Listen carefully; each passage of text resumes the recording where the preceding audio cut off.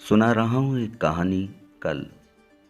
कई बार इत्मीनान से लगने वाली जिंदगी इतनी बोझिल हो जाती है कि मानो सारी दुनिया का बोझ हमारे कमज़ोर से दो कांधों पर आकर जम गया हो। कब तक इग्नोर करें?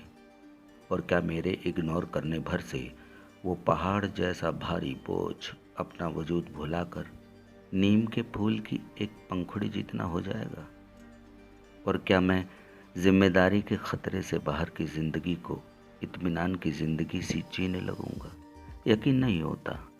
और हो भी क्यों, जब जब आराम की जिंदगी के भीतर की जमीन खोद कर देखी, वहां पत्थरों और कंक्रीट का बागीचा ही मिला, सूखा सा, कर्कश। कभी कहीं एक भी फूल की टहनी नहीं दिखी। हेलो, हेलो, हाँ हाँ गुलजार, कहाँ हो यार? कितने दिनों बाद आज फ़ोन किया तुमने। अच्छा सुनो, तुम्हारी स्टोरी बस पूरी होने वाली है। हाँ हाँ, अभी लिख ही रहा था कि बीच में तुम्हारा फ़ोन आ गया। और कब आ रहे हो? कब? परसों? हाँ आ जाओ, मैं इंतज़ार करूँगा। कहाँ था मैं? फूल की टहनी नहीं दिखी। क्या यार, अच्छा खासा लिख रहा था, सारे मूड की वाट लग गई। अब बाद में लिखूंगा। अरे जीनत, एक कप चाय तो पिला दो यार। शाम के 4:30 बजे हैं और अब तक आपने हमारे हुजूर में एक कप चाय भी पेश नहीं की। अभी लाई जी। जल्दी लाइएगा। जीनत हमारी इकलौती शरीक हयात हैं। कसम से, जिस दिन से हमारी ज़िंदगी में आई हैं, मेरे इस छोटे से घर को जैसे जन्नत नसीब हो गई हो। जितनी तारीफ़ की जाए कम है। बस बस, ज़्यादा तारीफ़ मत कीजिए। अरे बेगम, ये क्या कह दिया आपने? भाई, तारीफ़ की जगह तो तारीफ़ ही होगी ना। आह, सच कहूँ, तुम्हारे हाथों में जादू है। चाय भी गजब की बनाती हो। जिस दिन से आई हो, तुम्हारे हाथों ने चाय में भी स्वाद की चुटकी लगा दी है। भाई, निकाह से पहले हमें चाय में कभी इतना स्वाद नहीं आया जितना अब जायका आ रहा है। आता भी कैसे? मैं आई तभी आपको भैंस के दूध की चाय मिली, वरना तो बकरी के दूध से ही काम चलाते थे आप। अरे वाह, वो क्या कहते हैं, सही पकड़े हैं। ये तो मैं भूल ही गया था। शुक्रिया बेगम। चलो हटो, जल्दी चाय पीकर ट्यूशन से दीपू को लेकर आओ। तब तक मैं अपने व्रत का कुछ खाने के लिए बना लूँ। कहानियाँ लिखते लिखते मुझे भी नाटक करना सिखा दिया आपने। अरे हाँ हाँ, जाता हूँ। सीमा, बाजार से कुछ और तो नहीं लाना? नहीं नहीं, बस एक छोटी फूल माला लेते आना। अच्छा ठीक है। ये सीमा है, मेरी धर्मपत्नी। कभी कॉलेज में हम बहुत अच्छे दोस्त हुआ करते थे। सीमा को नॉवेल पढ़ने का शौक था। मुझसे मिलने के बाद अब वो मेरी ही लिखी कहानियाँ पढ़ती है। पल भर में खुद को किसी भी पात्र में डुबो लेती थी। मैं जैसा बोलता था वैसे ही जवाब देती थी। मेरी लेखूपन की आदत से वो काफ़ी इम्प्रेस हुई और देखते ही देखते हम दोनों पति पत्नी के पवित्र बंधन में बंध गए। फिर दीपांकर आ गया, मेरा बेटा दीपू। केजी में पढ़ता है। सच पूछे तो जो बात पहले थी अब वो नहीं, बस जैसे तैसे कट रही है। घर का खर्च, दूध, बिजली, किराए का मकान, दीपू की पढ़ाई और हाँ, ट्यूशन फीस भी। इन सबको देखते हुए सीमा ने कभी मुझसे कोई ऐसी फरमाइश नहीं की जिससे हमारा बजट बेहोश हो जाए।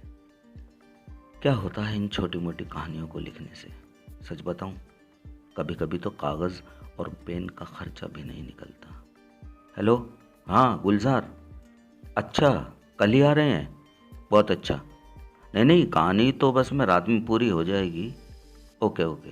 अब सुनो गुलजार, सुनो, वो थोड़ा पेमेंट हो जाता तो अच्छा अच्छा अच्छा, ठीक है ठीक है। ओके, मंडे में अमाउंट लगा देना आप। हाँ ठीक है। हाँ, 10,000 की बात हुई थी ना। ठीक है। ओह, आदमी बुरा नहीं है, बस पैसे देने में दिक्कत करता है। सीमा, दरवाज़ा खोलो यार। आई जी। अरे, माला नहीं लाए? वो कल लाएगी। गुलजार आ रहा है। अरे, मैं ठाकुर जी की माला की बात कर रही हूँ, जो मंगाई थी आपसे। वो तो मेरे याद ही नहीं रही। राकेश, तुम्हारी याददाश्त बहुत कमज़ोर हो गई है। थोड़ा बादाम ले आना, रोज़ खाओगे तो दिमाग ठीक हो जाएगा। हाँ, कल लाऊंगा। सीमा कई बार मुझसे बातें करते हुए खींच जाती थी। आज भी यही हुआ। कह रही थी हर बात के लिए कल करूँगा कल करूँगा। भला ये कौन सी बात हुई? अरे जो काम कल करना है उसे अभी क्यों नहीं निपटाते? अब उसे कैसे समझाऊं कि कल का काम तो कल ही होगा ना। ऐसा कहने से एक उम्मीद सी रहती है। वैसे मुझसे अच्छा कल के बारे में शायद कोई नहीं जानता, क्योंकि मेरे लिए वो कल कभी आया ही नहीं जिसकी मुझे उम्मीद रहती है। मुझे तो गुलजार पर भी शक है। हेमा शारदे, मेरी लाज रखना। राकेश, चाय ले जाओ अपनी, सीमा ने किचन से ही कहा। मैंने चाय का कप लिया और अपने रूम में एकांतवास के लिए चला गया। खाने पीने की सुध विसराय में कहानी को लिखने में लग रहा था। रात के 11:30 बजे तक मैंने सोचा कि मैं कहानी का आखिरी पड़ाव डाल दूंगा, पर 2 बज गए। कहानी पूरी हुई और मैं फिर से तुच्छ विचारों में खो गया। गुलजार नहीं आया तो, उसने मंडे में अकाउंट में पैसे नहीं लगाए तो, वगैरह वगैरह सोचते हुए मैं सो गया था। सुबह उठा तो बाहरी रूप से मैं खुद को तरोताज़ा महसूस कर रहा था, मगर दिमाग में वही बासीपन छा रहा था। खैर, सुबह के नित्य कर्म से निपटकर नहा धोकर मैं घड़ी की एक एक पल की खबर ले रहा था। लगभग 10 बजे गुलजार के दरवाजे पर दस्तक हुई। मन का बासीपन छटने लगा। अरे गुलजार साहब, आइए आइए, तशरीफ रखिए, कहिए, आने में कोई परेशानी तो नहीं हुई? मैंने ऐसा बोलना उचित समझा। अरे कोई ख़ास नहीं, बस अड्डे से थोड़ा सा पैदल आना पड़ा। ओह हाँ, वो आजकल माहौल कुछ ऐसा ही है ना। अच्छा, और बताइए, नाश्ता लगवा दूं क्या? मैंने पूछा। अब वो सब बाद में, पहले भाभी से तो मिला दो यार। हाँ हाँ, क्यों नहीं। अरे सीमा, देखो गुलजार साहब आए हैं।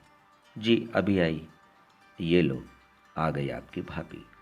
सीमा, ये हैं गुलजार साहब, और गुलजार साहब ये हैं सीमा, मेरी धर्म पत्नी। नमस्ते गुलजार भाई। नमस्ते भाभी जी। बैठिए ना, गुलजार ने कहा। आप लोग बातें कीजिए, मैं आपके लिए नाश्ता तैयार करती हूँ, सीमा कहती हुई किचन की ओर चली गई। माशाल्लाह, भाभी तो एकदम चांद का टुकड़ा है। जी शुक्रिया। अच्छा राकेश, अपनी कहानी के बारे में बताइए, गुलजार ने तुरंत कहा। जी, जैसे आपने कहा ठीक वैसी लिखी है। मंगू और मोनू फिर से कभी नहीं मिले। मैं 15 मिनट तक कहानी सुनाता रहा। तब तक सीमा नाश्ता बनाकर ले आई थी। कहानी वास्तव में आपकी अच्छी है। जी शुक्रिया, पर एक जगह थोड़ा कहानी झूल रही है। वो जो सांप के काटने पर मंगू मरा था, तो तुरंत ही वैद्य जी ने उसे दवाई दी और वो ठीक हो गया। मगर अंधेरी रात में वैद्य जी को कैसे पता चला कि उसे सांप ने काटा?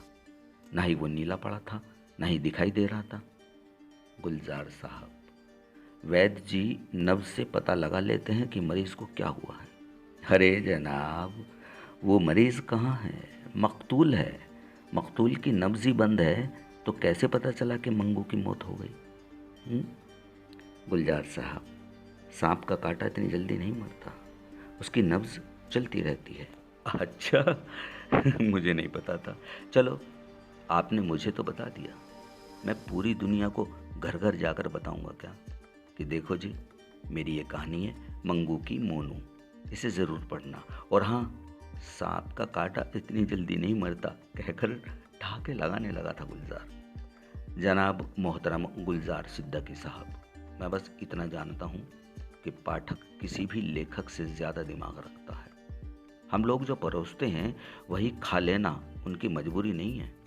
मनोरंजन के नाम पर लोगों की भावनाओं के साथ खिलवाड़ करना मैंने कभी नहीं सीखा। आप यकीन कीजिए, कहानी बहुत अच्छी है। अरे राकेश जी, कहानी को बुरा कौन कहता है? बस थोड़ा यहीं पर मेरा दिमाग अटक गया था। लगता है गुलजार भाई, आपको गर्मा गर्म नाश्ते की बहुत ज़रूरत है। ये लीजिए गर्मा गर्म नाश्ता। जी भाभी जी, आप ठीक कहती हैं। नाश्ता करने के बाद एक बार फिर गुलजार ने कहानी का मजाक बनाने की कोशिश की, मेरी काबिलियत पर शक किया। गुलजार साहब, मेरी कहानी के शब्दों को मैंने कभी भूखे नंगे रहकर इधर उधर भटकना नहीं सिखाया, उन्हें अनाथों की तरह करके नहीं छोड़ा। मेरी कहानी का हर एक लफ्ज़ तालीम याफ्ता है, नेक है, सच्चा है। आप क्या समझते हैं मैं इन्हें यूं ही किसी के हाथों में दे दूंगा? आपके अंदर मैंने कुछ झांका था, तभी आपके लिए कहानी लिखनी शुरू की। मगर आज आप भी बिला वजह की कहानी में नुक्स निकाल रहे हैं। मैं थोड़ा नाराज हो गया था। राकेश जी, नाराज क्यों होते हैं? क्या मैं आपकी कलम को पहचानता नहीं हूँ? गुलजार झेप गया था। मैं नाराज आपसे नहीं हूँ, खुद की आदत से हूँ। क्यों सिखाया मैंने अपने शब्दों को सच्चाई की राह पर चलना। अच्छा साहब, अब कहानी दीजिए, मुझे स्टूडियो पर भी पहुँचना है। और हाँ, 2 दिन बाद आपके अकाउंट में पैसे डलवा दूंगा। जी। मैंने अपनी कहानी गुलजार को दे दी। आज 6 दिन बाद भी अकाउंट में पैसे नहीं डाले, फ़ोन भी नहीं उठा रहे हैं। सुनो राकेश, दीपू की ट्यूशन फीस और मकान का 3 महीने का किराया हमें कल ही देना है। कल तक तो बंदोबस्त हो जाएगा ना? सीमा ने कुछ दबी आवाज में कहा था। कल किसी की आती होगी आज बनकर, पर मेरा तो हर एक आज कल बनता गया। वो कल जिसकी मुझे तलाश थी कभी नहीं आई। मेरे शब्दों में लाचारी थी। अब चिंता मत करो, कुछ ना कुछ बंदोबस्त हो जाएगा। सीमा ने राकेश में थोड़ी हिम्मत का संचार किया था, पर वो राकेश के मन से उस डर को नहीं निकाल पाई जिससे वो हमेशा से डरता आया था। आंखों में उम्मीद, मन में डर, इन दोनों के बीच अंकुरित होता एक और नया नाम राकेश को प्रेरित कर रहा था अगली कहानी लिखने के लिए। शायद वो कल लौट कर आ जाए जिसकी राकेश और सीमा को तलाश है। बस इतनी सी थी कल की कहानी। आपको कहानी कैसी लगी कमेंट बॉक्स में लिखकर ज़रूर बताना। और हाँ, मेरी कहानी को ज़्यादा से ज़्यादा शेयर करना, लाइक करना और सब्सक्राइब ज़रूर कर देना। धन्यवाद।